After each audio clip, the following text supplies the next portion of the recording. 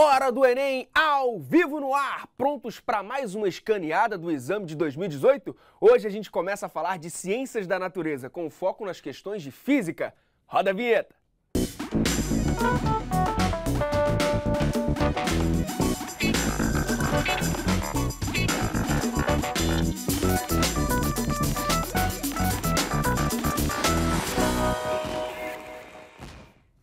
Mais um Hora do Enem ao vivo! Hoje a gente fala das questões de física com eles, professores Rafael Vilaça e Fábio Vidal. Sejam bem-vindos, professores. Muito obrigado. Prazer ter vocês aqui. Sempre um Vamos prazer. lá, vamos começar por uma análise geral, pode ser? Quais Claro. são os destaques, os melhores momentos da prova de física? E aí?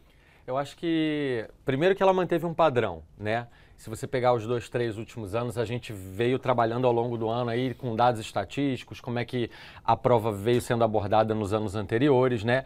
E a gente falou muito da questão de 30% a 40% de questões de mecânica, de 20% de ondulatória, eletricidade pra caramba, com foco na parte de circuitos elétricos. Então a prova não decepcionou, né? Foram aí umas 4 questões de mecânica, umas 3 de ondulatória, inclusive uma conversando com ótica, eletricidade, abordando questões do cotidiano como o uso de smartphones, né? Então... Tela de touch. Inclusive você fez a prova, né, professor? É. E aí, como é que estava o clima entre os participantes? Olha, primeiro que tudo no dia 2 depende muito do dia 1, né? Então tava muito aquela tensão pelo tema da redação, aquela coisa toda, né? E... eu acho que estava um clima de muito suspense, muita expectativa para ver se ia ser difícil, como foi no primeiro dia, como é que... Eu acho que estava muito nervosismo, as pessoas estavam muito nervosas, tensas e tal. E no final a prova manteve o mesmo padrão, mas no geral é aquela coisa, esperar para ver o que vai ser. Perfeito. E aí, professor Vidal? Nós tivemos uma surpresinha, né? Apareceu uma questãozinha de torque falando sobre alavanca. Que isso, não aparecia, acho que há muitos anos que a gente não tinha uma questãozinha de alavanca. Uma outra coisa também interessante foi que a prova teve pouca conta, não explorou muito a matemática, ele explorou mais o conceito, né? Mas a parte teórica. Acredito que seja o fato de ter ciências da natureza junto com matemática. Se colocar a prova de ciência da natureza com muita matemática, vai pesar demais o dia, acho que fica muito cansativo. Então a gente percebeu isso também. E a presença de questões de ondas, mais uma vez, como ele comentou, foi mais uma presença marcante, 3 questõezinhas de ondas, bem legal. Tinha uma outra de ondas também, com o negócio de passar por cima do marcador do chão. Aquele, como é que é o nome daquilo que eu esqueci? Com mecânica, né? Que ela misturava com mecânica, queria saber a frequência que o carro passava por cima dos negocinhos no chão, né, dos marcadores no chão, que também tinha um conceitozinho ali também que a gente podia explorar um pouco de ondas. E rolou interdisciplinaridade? Tiveram aquelas questões, aquela que falou um pouquinho com biologia, teve uma outra que falou um pouquinho com química também, tinha um gráfico lá para a gente poder falar um pouco sobre a dilatação com a variação de temperatura. Isso é também uma surpresa no Enem, né? Não é comum isso, né? Com certeza. E a questão que a gente vai comentar, inclusive, no programa de hoje sobre momento, equilíbrio de corpo extenso, né? Ela trabalhava conceito, né? A alavanca interpotente, a alavanca interfixa, então coisa que há muito tempo o Enem... Ó, a gente vai falar dela daqui a pouco, vocês estão sim, dando spoiler. Calma aí. Antes vamos Dá. falar das questões com gráficos, pode Claro, ser? Vocês pode. separaram Sim, sim. a 96 do caderno amarelo? Foi. É isso? Por que vocês separaram essa questão, 96? Eu acho que, primeiro, que é uma questão de pura análise de dados, né? Aquilo que a gente veio trabalhando aqui no programa, né?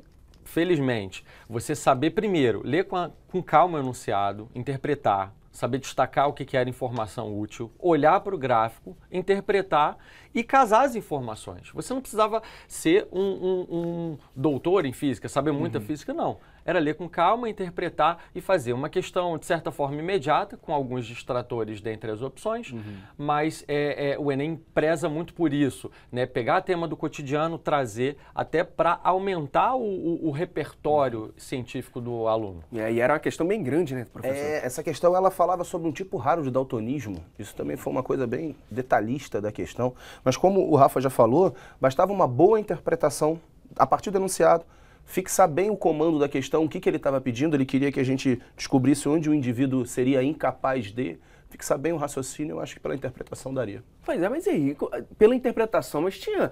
Eu vi que você marcou aí, você fez um desenho... A gente fez uma marcação porque tem um detalhe no enunciado que ele fala sobre o vermelho ser ativado em aproximadamente 75%. Ele menciona uma ativação de 75%. E aí... Posso mostrar? Claro, posso. Pelo Pelo gráfico, se a gente marcar os 75%, a gente percebe uma linhazinha que indica os 2 comprimentos de onda mencionado na questão, né, que seria talvez o ponto principal, né, para ajudar na solução dela. O que você acha? Não, eu acho que é exatamente isso, né? A questão falava justamente sobre o indivíduo ser apto a identificar um percentual de ativação daquele comprimento de cor, né? E ele falava que justamente indivíduos daltônicos não possuem aquelas células responsáveis pela ativação daquela pigmentação, né? E era uma questão de você catar um dado no enunciado, achar o dado como o Vidal mostrou no gráfico, né? E partir para a resposta correta. Então, e aí, como é que chega nessa resposta, professor? Você falou, captei o dado e tal, e aí eu vou para a resposta correta. A gente já sabe aqui.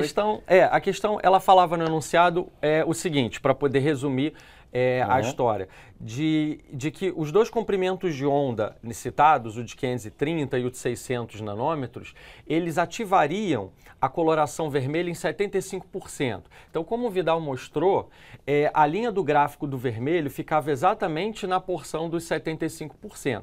E a questão perguntava, se o indivíduo então não possuísse, não conseguisse distinguir a coloração verde, em que implicaria para ele? Como ele conseguiria ativar os 75%, né, da coloração vermelha? Para ele conseguiria, então, ativar, como diz a letra E, os 2 comprimentos de onda, pois ambos estimulariam a pigmentação vermelha na mesma intensidade, que são os 75% citados no enunciado. Perfeito. E distratores, professor?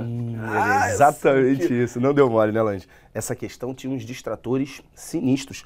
Opções em que você tinha que sempre dar mais atenção àquela que explicava melhor aquilo que o comando da questão pedia. Perfeito. Essa questão tinha uns distratores bem pesadinhos. E aí tinha que analisar, né, e comparar com... Sim, com a resposta para você poder ver qual a que melhor encaixaria.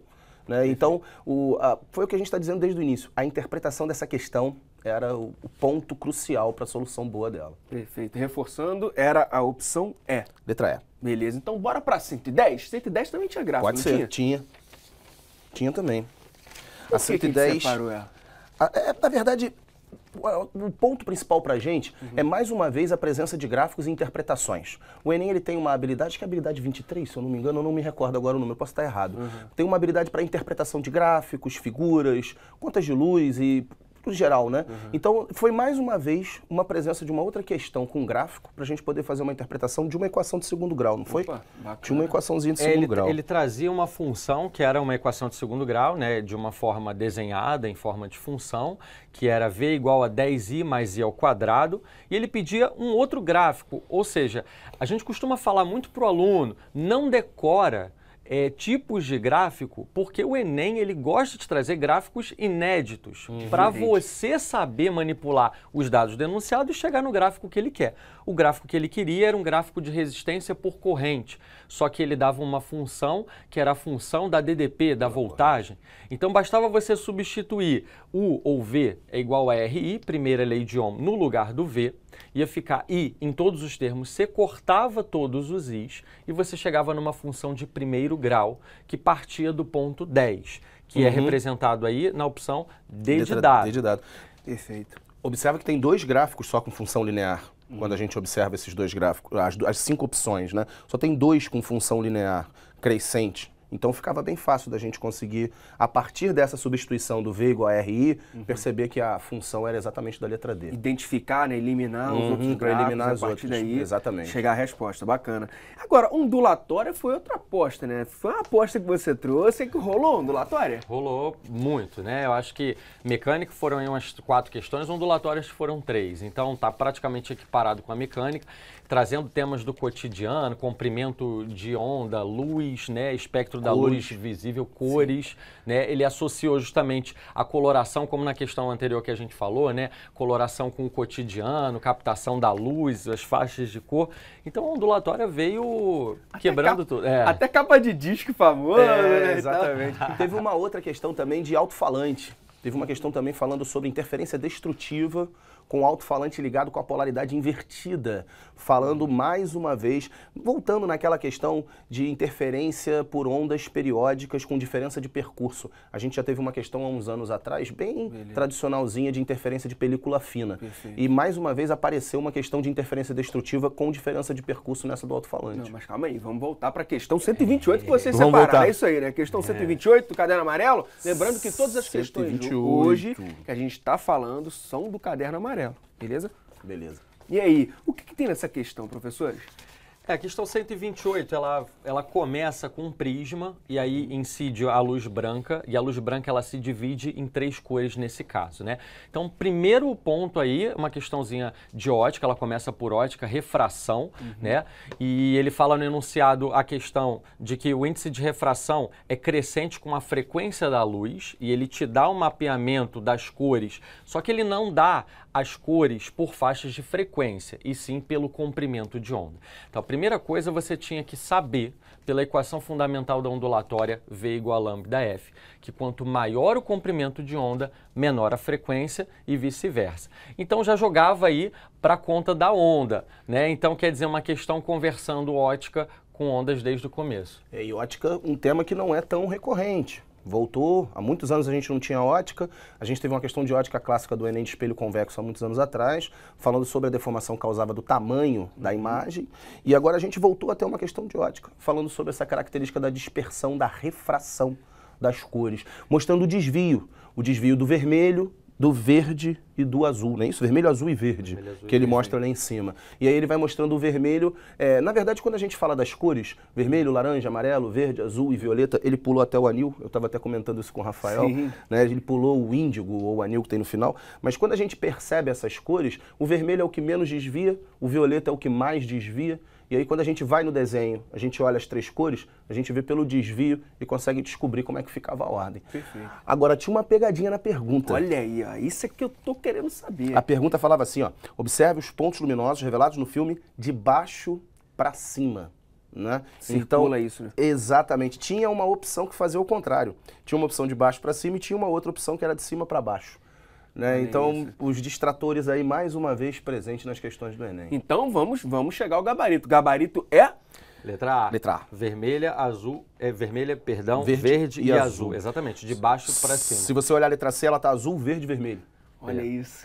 Já dava para Sim, só um comentário de que já dava para ver que o verde ele fica entre o azul e o vermelho. Então já dava para saber que dentre os desvios apresentados o verde ia ficar no meio. Então Boa. nisso você já conseguia matar alguns itens. Você conseguia eliminar os distratores já dando o primeiro passo na questão. Isso é bem importante o que o Rafael falou também. Mas que outros assuntos, que outros temas foram destaque, apareceram na prova?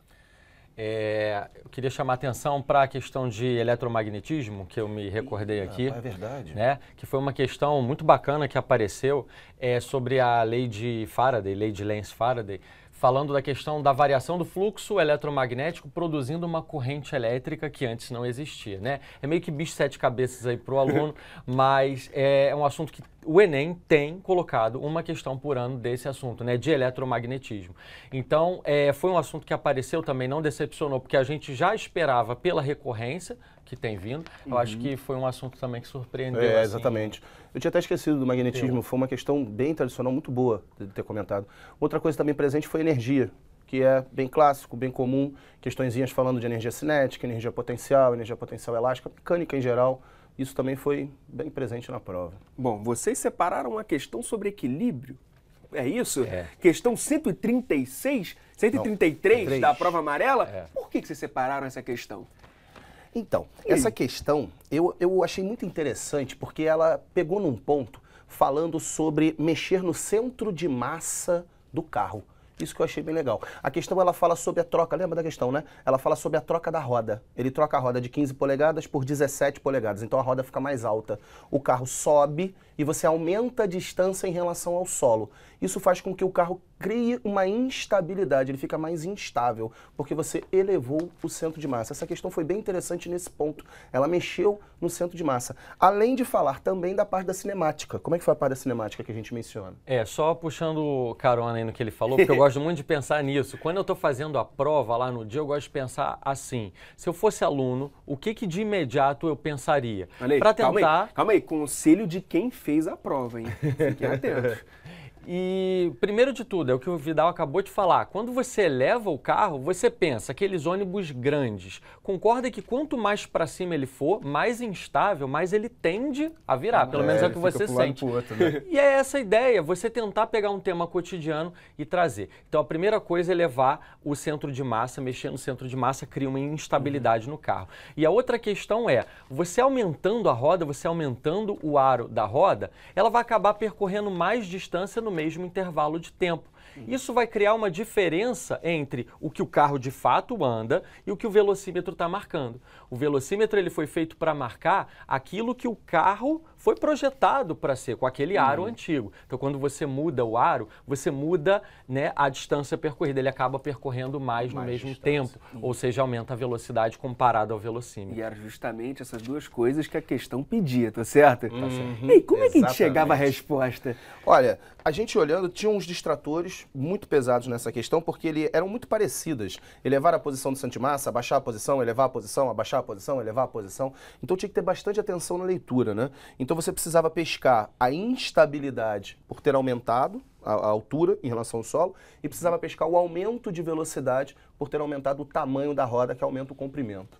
E aí sobra a letra A. Elevar a posição do centro de massa, tornando mais instável e aumentar a velocidade do automóvel em relação à indicada no velocímetro. Significa que o velocímetro vai marcar uma coisa, mas o automóvel vai estar com uma velocidade maior. Saquei. Ele fazia todas as combinações possíveis. Então, Exatamente. Se você eleva o centro de massa, você aumenta a estabilidade. Se você eleva o centro de massa, você diminui a estabilidade. Se você abaixa o centro de massa, você eleva a estabilidade. Se você abaixa o centro de massa, diminui a estabilidade. Então, Ele foi quase uma análise combinatória de opções, né? Tipo... Isso embola muito o Dava aluno. para derrapar? Mole. Facilmente. Perfeito. Vocês destacaram uma outra questão assim, que chamou a atenção, na questão 98. Por que ela chamou a atenção? Bom, mais uma vez, uma questão que tem menos conta, mais raciocínio. Não tinham números, a gente fazia um conceito tradicional de conservação de energia, e aí como não tinham números, a gente precisava perceber uma relação matemática que a gente observa na hora que a gente faz as nossas... Quando a gente iguala as funções, iguala as equações, a gente percebe duas relações diferentes, a linear e a quadrática, que tem a ver com o expoente das grandezas que estão nessa equação. Nessa questão, a gente ficava com dois expoentes iguais relativos às grandezas pedidas, porque a questão pedia para aumentar 4 vezes a velocidade.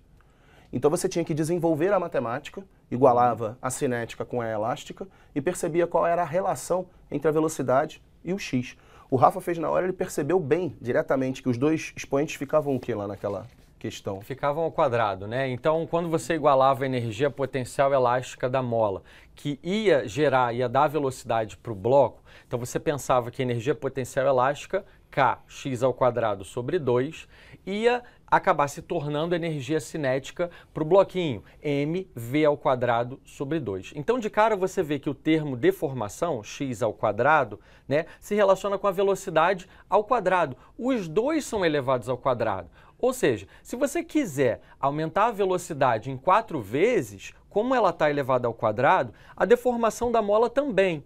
Então você podia manter a mesma mola, que significava manter a mesma constante, a mesma rigidez, a mesma dureza da mola, e você aumentar a deformação dela também em 4 vezes. Quer dizer, o x, a deformação, ela se relacionava diretamente com a velocidade. O que você faz num, você gera no outro diretamente. Linear. Perfeito. Forma Então linear. teve todo esse processo, professor Vidal. Desculpa, essa questão ela também remete a outros anos anteriores do Enem. Nós tivemos uma questão que envolvia também energia cinética com elástica, que era um estilingue. Ele botava, lembra dessa? O estilingue com borracha dura e borracha mole. Ele modificava a constante, mas também comparava energia cinética com energia elástica. Mais uma vez o Enem mantendo o seu padrão ao longo de todos esses anos. Show. Agora, nessa questão, os distratores também eram malvados, né? Bem malvados, porque Fala aí, Rafa. Ele brinca com essa questão, mantém a mesma mola? O que significava manter a mesma mola? Então, significava você manter o mesmo grau de rigidez, a mesma constante, né? Mas e se você mudasse a mola? Quer dizer, você vai pensando um monte de coisa, se você for tentar analisar todas as possibilidades, você perde muito tempo na questão.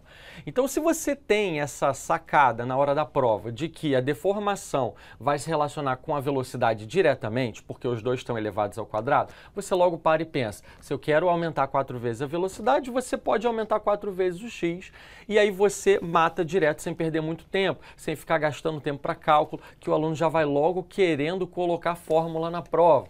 E aí uma outra coisa interessante, a prova surpreendeu porque não teve quase nada de cálculo, né? Fizeram até brincadeiras, memes, né, na internet dizendo, não gastei praticamente nada do meu papel na prova, entreguei praticamente branco o rascunho que eles dão, né? Então é isso, quase não teve cálculo na prova, pelo menos de física, né? Matemática teve bem mais. Uma coisa que foi bem presente foram os experimentos, a parte do dia a dia que aconteciam nas questões. A gente até trouxe uma coisinha, pega aí, Rafa, pra gente ver. Tem uma questão que a gente tem do dia a dia. De alavanca, né? De alavanca, que quase não aparecia, que a gente até trouxe uma pinça, que foi uma questãozinha que falava de alavanca interpotente. Porque são 3 tipos de alavanca: interfixa, interresistente e interpotente. Qual a diferença? Eu quero saber a diferença. Então, interfixa é o ponto fixo no meio. Toda alavanca, ela tem 3 coisinhas. Tipo essa daqui, mostra aqui.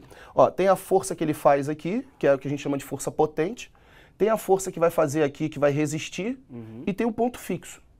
Toda alavanca ela tem essas 3 partes: ponto fixo, força potente e força resistente. Certo. Quando o ponto fixo está no meio, entre o potente e o resistente, a gente chama de interfixa.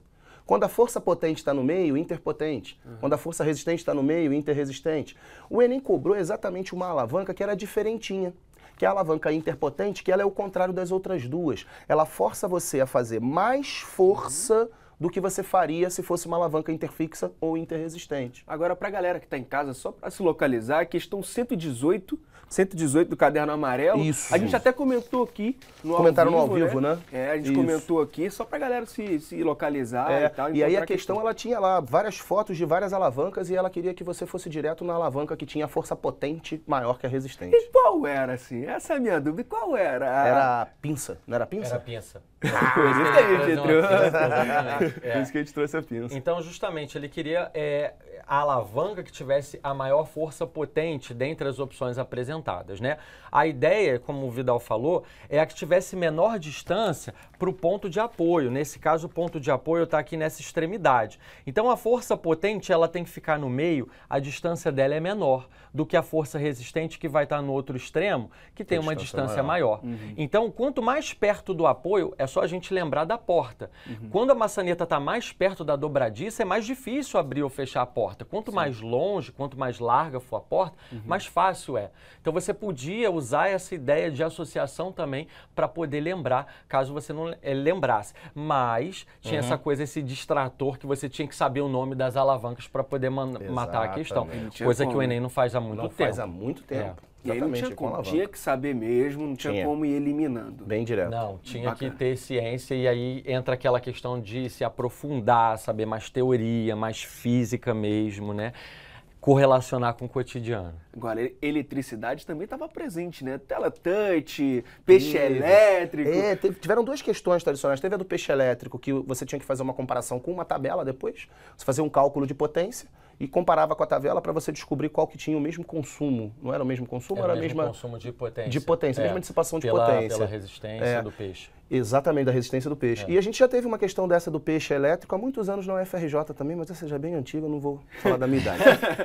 E teve a outra questão, que é a tela de touchscreen, que ele pediu o REC, resistência equivalente. Mais uma vez também, questões anteriores do Enem falando da resistência equivalente. Você lembra como é que era o circuitinho? Era um facilzinho, né? Eu lembro, tinham 2 eram 4 resistores. Que ficavam 2 em paralelo, né? Isso. Em série com um terceiro resistor. Aí, dependendo da chave, então a forma que você ligava a chave fazia com que 2 ficassem em paralelo. Isso aí era 4 4 e 4 em paralelo. Exatamente. Isso. E em série com outro 4, que dava 6. Então, cálculo de resistência equivalente, saber abrir ou fechar a chave, saber associar resistências, mas nada muito complexo não. Mas trazendo novamente aí para o cotidiano, uso de smartphones, essa que ele coisa toda. toda. Agora, só uma coisa, rapidinho, não rolou aquele ciúme da matemática naquela questão de força gravitacional, não?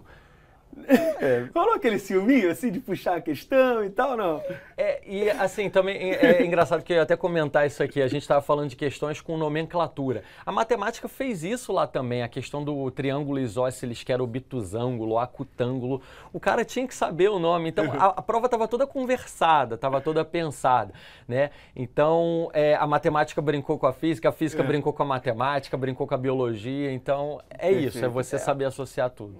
Agora, infelizmente, nossa brincadeira vai ter que acabar. Que pena. Nosso tempo é curto, mas, professores, muito obrigado mesmo pela presença. Obrigado. Valeu. Um prazer Valeu. estar aqui. Valeu. Hora do Enem fica por aqui, mas amanhã, às 6 da tarde, a gente volta com mais Ciências da Natureza. Até lá! Agora o plano é esperar o resultado e eu vim fazer a prova bem tranquila mesmo, assim. Se não acontecer de eu conseguir o curso que eu quero, no próximo ano, enfim, tem outros projetos rolando, tá tudo bem. Eu fiz a prova bem tranquila mesmo.